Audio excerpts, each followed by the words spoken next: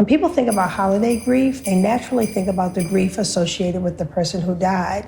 But I think there's another aspect of that we often overlook. Grief can be complex. In addition to missing the person who's passed away, we might also miss all of the traditions we used to celebrate or the way things used to be, or we might grieve all of the changes that have come because of the loss. Today, I'm going to share 3 short stories from my own grief in hopes that some of this might resonate with you and you can take away a few key points that help you with your grief journey. Several months after the passing of my husband, Ralph, I found myself at a company holiday gathering. The festive atmosphere, once a source of joy, felt overwhelming. Laughter and music, which used to fill my heart with happiness, now seemed to amplify my loneliness. I remember stepping outside, the cold air hitting my face as I tried to stop the tears and get myself together. But as much as I wanted to make my boss and coworkers happy by staying at the party, I just wasn't able to put on a festive face and mask my true emotions. Inside, all I could think about is the previous year, my husband was right there with us celebrating. This usual reason for celebration had become a nightmare that I just needed to escape. That night, I realized the importance of self-awareness during grief. It is so crucial to understand your emotional state and to also not force yourself to do things if you're truly not ready. And always have a backup plan, a quiet room to retreat to, a friend to call, or even a reason to leave early if things become too much. That same holiday season, I found myself being overwhelmed with grief the night before Christmas.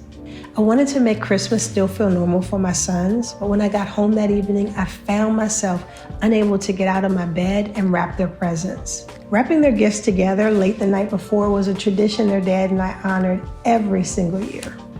But that year, I just laid in bed feeling sorry for myself until the phone rang at almost midnight. It was my Aunt Karen telling me she was thinking about me. We just laughed and talked and remembered. But that call was enough to give me the motivation to get out of the bed and to continue the tradition. So I didn't practice the tradition in the exact same way that I used to, but I made it through. What I learned that Christmas is that during seasons like that, it's very natural for us to want to isolate ourselves and be alone, but that's not the solution. So if you need to, call a friend, neighbor, relative, or even a hotline. Just don't go through grief alone. Most recently, I've been grieving the death of my father, and I don't just miss his physical presence, but I also miss the role that he played on the holidays. Before his yearly tradition of getting beer and going down to watch the game, Dad always said the prayer over our meal. It was a simple act that seemed to bring us all closer.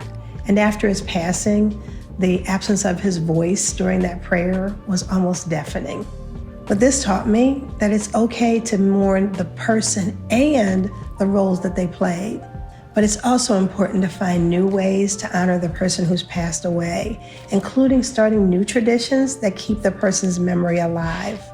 Whether it's honoring them by making their favorite dish or telling that one story about the person that makes everybody laugh, it's important to remember that our loved ones live on through our memories. In closing, I hope that these stories resonate with you as you process your grief this holiday season. Remember, it is okay to feel your emotions, to miss what once was, and to lean on others this holiday season.